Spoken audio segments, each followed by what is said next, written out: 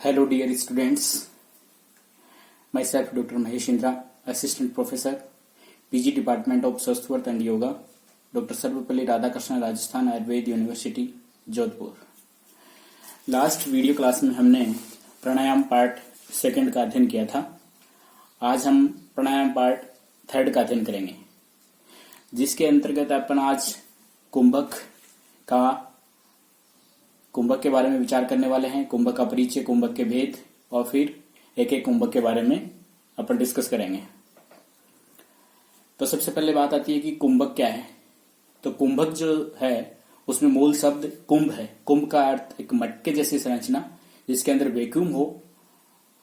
कुंभ की उत्पत्ति उम धातु में कु उपसर्ग पूर्वक ऐ प्रत्यय जोड़कर हुई है।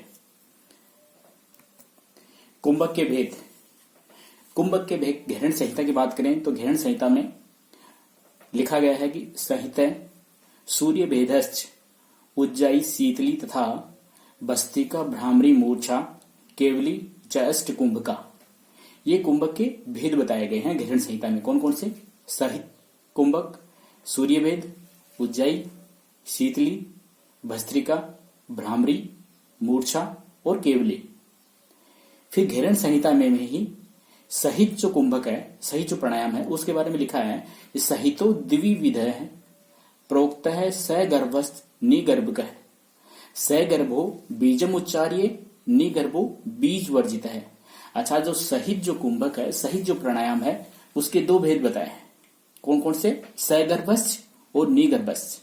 सगर्भ बोलते हैं जो बीज उच्चारण के साथ अपन करते हैं, बीज मंत्र के साथ जो करते हैं वो सरगर्भ, और जो बिना बीज मंत्र के करते हैं वो उसको बोलते हैं निगर्भ। हठयोग प्रतिपिका में बताया गया है कि सूर्य भेदनम उज्जयी शीतकारी शीतली तथा भस्त्रिका भ्रामरी मूर्छा प्लाविनी इति अष्ट कुंभका। ये 8 कुंभक के भेद बताए गए हैं हठयोग प्रतिपिका में। कौन कौन से? सूर्य भेदन, उज्जयी, शीतकारी, शीतली, भस्त्रिका, भ्रामरी, मूर्छा एवं प्लाविनी। अब एक एक करके अपन इनके बारे में चर्चा करेंगे। तो सबसे पहले आता है सूर्य भेदन। तो सूर्य भेदन के बारे में हठयोग प्रतिपिका में क्या कहा है कि आसने सुखदे योगी बधवा चेव आसनम ततः दक्ष नाड़िया क्षमाकृष्य बहिस्त पवनम सने आ के साथ आ नखाग्राच विरोधावधि कुंभयेत ततः सने शव्य नाड़िया रेचेद पवनम सने। ये सूर्य भेदन के बारे में कहता है। क्या कहता है कि आसने सुखदे योगी, जो योगी है उसको आसने सुख दे, यानी सुख पूर्वक सुखद जो आसन है उस पर बैठकर बधद्वा चीव आसनम, पद्मासन आदि आसन लगाकर बैठ जाना चाहिए। क्या करना है? आसने, प्रथम जो आसन शब्द आया है वो उसकी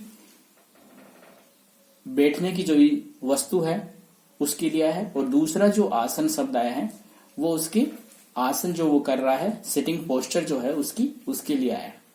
दक्ष नाड़िया क्षमाकृष्य बहिस्थ पवनम सने। दक्ष नाड़ी यानी दक्षिण नाड़ी से क्षमाकृष्य बहिस्थ पवनम, पवन शन है, धीरे धीरे जो बाहर की प्राण वायु है उसको अंदर लेना है। दक्ष नाड़ी यानी दक्षिण नाड़ी यानी सूर्य नाड़ी।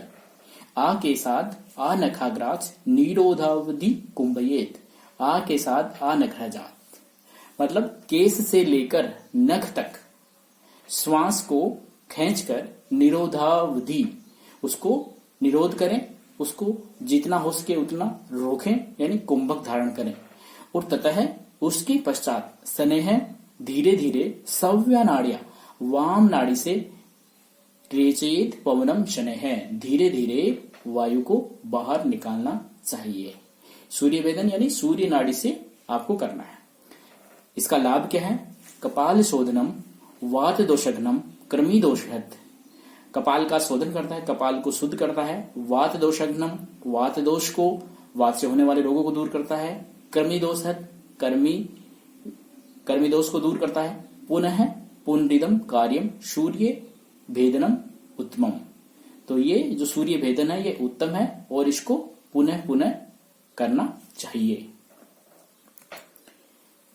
घेरण संहिता इसके बारे में कहती है कि कुंभक सूर्य भेदस्तु जरा मृत्यु विनाशक बोधयेत कुंडलिम शक्ति देहानल विवर्धनम।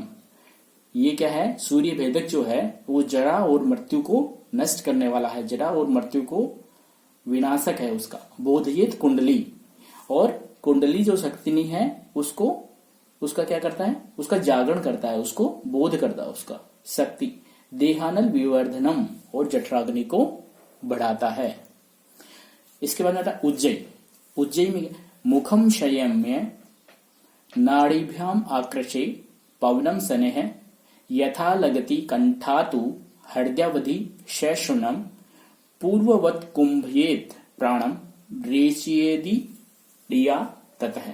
मुखम संयम्य यानी मुख को बंद करके, नाड़ीभ्याम आकृषे दोनों नाड़ियां ईड़ा और पिंगला, पवनम शनै है तो वायु को क्या करना चाहिए, धीरे धीरे खींचना चाहिए। यथा लगति कंठातु हृदयावधि शवनम, वो जैसे कंठ और हृदय को स्पर्श करती हुई जाए। पूर्ववत कुंभयेत प्राणम, और पूर्ववत की भांति कुंभक करना चाहिए, उसको रोकना चाहिए। और रेचयेत ईड़ा, और ईड़ा जो नाड़ी है उससे उसको बाहर करना चाहिए, उसका रेचन करना चाहिए, रेचक करना चाहिए। उज्जयी प्राणायाम के लाभ: श्लेषम दोषरम कंठे देहानल विवर्धनम नाड़ी जलोदर अधातुगत दोष विनाशनम गच्छता तिष्ठता कार्यम उज्जायख्याम तु कुंभकम। तो श्लेषम दोष है जो कफ दोष है उसका क्या नाश करता है, उससे होने वाले रोगों को दूर करता है जो कि कंठ में होते हैं। देहानल विवर्धनम जठराग्नि को बढ़ाता है। नाड़ी जलोदर, नाड़ी रोग, जलोदर धातुगत दोषों को विनाश करता है, उनको नष्ट करता है। गच्छता तिष्ठता बैठ करके और खड़े होकर के ये दोनों का अभ्यास करने चाहिए, ऐसा उज्जयी में कहा गया है। उज्जयी कुंभकम कृत्वा सर्व कार्याणि साधयेत न भवेत कफ रोगम चक्रूर वायु जीर्णकम। उज्जयी कुंभक में से सभी प्रकार के कार्य सिद्ध हो जाते हैं। न भवेत कफ रोगों की, क्रूर वायु यानी वायु की प्रकोप की स्थिति और अजीर्ण की उत्पत्ति इसमें नहीं होती है, ये रोग उसको नहीं होते हैं। आम वातम क्षय काशाम ज्वर प्लीहा न विद्यते जरा मृत्यु विनाशाय च उज्जाय साधिये नर नर।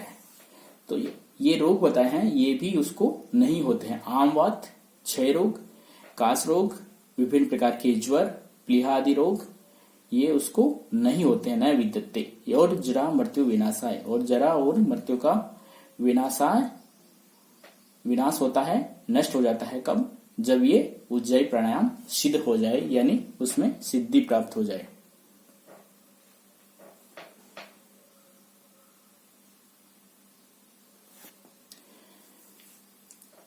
इसके बाद में है शीतकार्य। शीतकाम कुर्यात् तथा वक्त्रे घ्राणने विजृंभिका एवं अभ्यास योगेन कामदेवो द्वितक योगिनी चक्र सामान्य है सृष्टि संहार कारक। शीतकाम कुर्यात् तथा वक्त्रे, मुंह से शीतकार की ध्वनि उत्पन्न करनी चाहिए। मुंह से वक्त्रे, मुंह से शीतकार की ध्वनि उत्पन्न, और घ्राणने, और घ्राण से विजृंभिका मतलब उसका रेचक करना चाहिए, श्वास को बाहर छोड़ना चाहिए, विजृंभिका। एवं अभ्यास योगेन, इस प्रकार के अभ्यास से कामदेवो द्वित्व, कामदेव जो द्वितीय है उसके समान शरीर अति सुंदर हो जाता है। योगिनी चक्र सामान्य और सृष्टि संहार कारक, वो सृष्टि का निर्माण करने वाला और सृष्टि का नाश करने वाला हो जाता है। इसके लाभ क्या है? न क्षुधा न तृष्णा निद्रा नैव आलस्यम प्रजायते भवेत् सत्वम च देहस्य सर्वोपद्रवम वर्जितः अनेन विधिना सत्यम योगिंद्रो भूमि मंडले। इसके अभ्यास से न क्षुधा होती है, न भूख लगती है, न तृष्णा, न प्यास, न निद्रा और न आलस्य आता है। ये इसमें नहीं होते हैं। भवेद सत्वम च देह से सर्वोपद्रव वर्जित, और शरीर है वो सभी प्रकार के उपद्रवों से रहित हो जाता है। अनेन विधिना सत्यम योगिंद्रो भूमि मंडले, इस प्रकार वह योगी है वो इस भूमि मंडल पर सर्वश्रेष्ठ हो जाता है। शीतली के बारे में क्या कहते हैं? जिह्वा वायुमाकृष्यम पूर्ववत कुंभ साधनम सनेक घ्राण रंध्राभ्याम रेचेत पवनश्रुति। जिह्वम वायुमाकृष्यम, जिह्वा के द्वारा वायु को आकर्षित करना चाहिए, मतलब उसको आकर्षित करना चाहिए, अंदर धारण करना चाहिए। पूर्ववत कुंभक साधनम, और पूर्ववत पहले की भांति उसको धारण करना चाहिए। शनैक घ्राण रंध्राभ्याम, और उसको धीरे धीरे, घ्राण रंध्राभ्याम नासिका के द्वारा, रेचित पवन, उसको प्राणवायु को धीरे धीरे बाहर निकालना चाहिए। ऐसा हठ योग प्रदीपिका में कहा गया है। इसके लाभ के बारे में बताया। गुल्म प्लीहादिकान रोगान जवरम पितम क्षुधा तृषाम विषाण शीतली नाम कुंभिके निहति ही। इसके द्वारा गुल्म रोग, प्लीहादी रोग, विभिन्न प्रकार के ज्वर, पित्तज रोग, क्षुधा, तृषा, इनका नाश होता है, और विषाणी और विश्व का नाश होता है। शीतली नाम कुंभिके निहंती, इसके द्वारा इन सबों का निहंत नाश होता है। भस्त्रिका मुखम संयम्य यत्नेन प्राणम घ्राणेन रेचयेत यथा लगति हृत्कंठे कपालवधि सश्रवणम वेगेन पूर्येच अपि हर पद्मावधि मारुतम पुनः विडेचयेत द्वत् पूर्येच पुनः पुनः यथेव लोहकारेण भस्त्रगा वेगेन चाल्यते। यथेव लोहाकारेण भस्त्रा, जिस प्रकार लोहार की भांति बिल्कुल वेग से चलती भस्त्रा वेगेन चाल्येत, वेग से चलती है, उसी प्रकार मुख संयमेन यानी मुख को बंद करके यत्नेन यतन से प्राणम घ्राणेन रेचयेत, प्राणों को, प्राणवायु को घ्राण के द्वारा, नासिका के द्वारा उसको रेचन करना चाहिए। यथा लगति कंठे कपालवधि श्रवणम, जो कंठ, हृदय और कपाल को स्पर्श करती हुई रहे। वेगेन पूर्येत आपी पद्मावधि मारुतम, इस प्रकार ये पुनः विरेचित द्वत् पूर्येच पुनः पुनः रेचन करके पुनः पूरक फिर रेचक, इस प्रकार इसको पुनः पुनः करना चाहिए।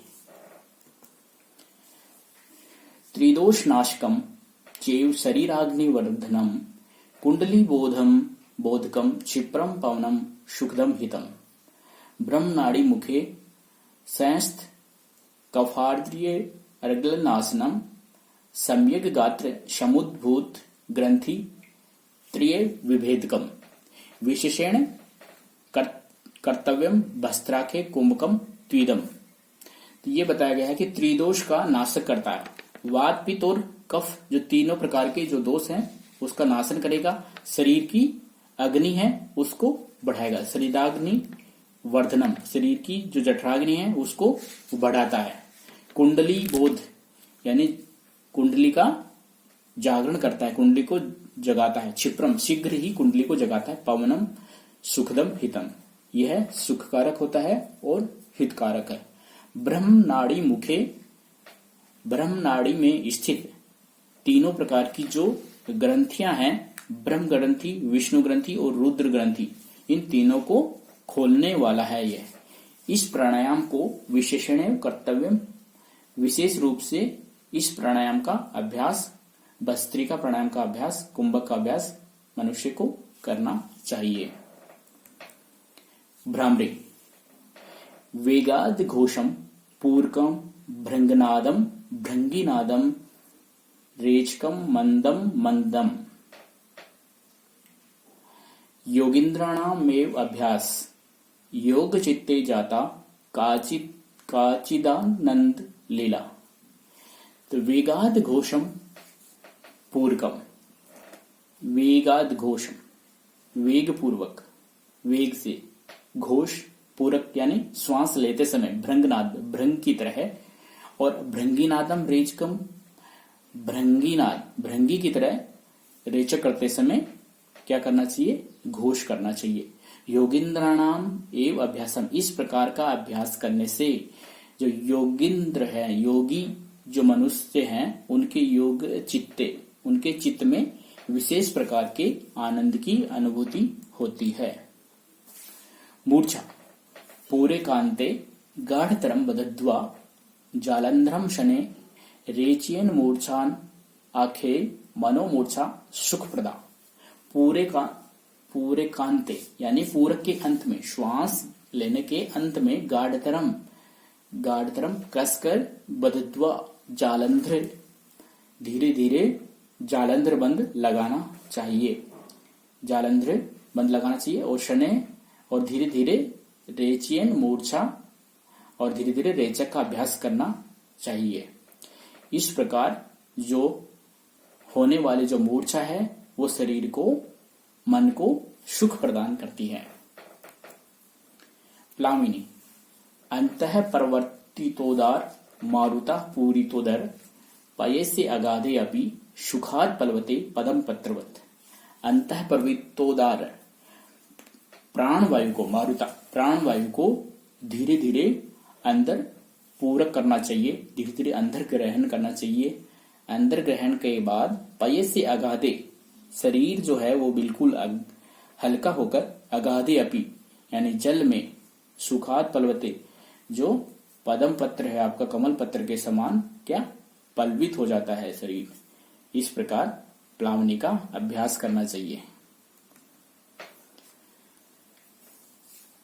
नेक्स्ट वीडियो क्लास में, आगे की क्लास प्राणायाम के बाद में प्रत्याहार का अध्ययन करेंगे अपन। अगर किसी स्टूडेंट की कोई क्वेरी हो, क्वेश्चन हो, कोई कमेंट हो, तो मुझे mail ID mahesndr4@gmail.com and WhatsApp number 9928833120 पर अवश्य भेजें। थैंक्स।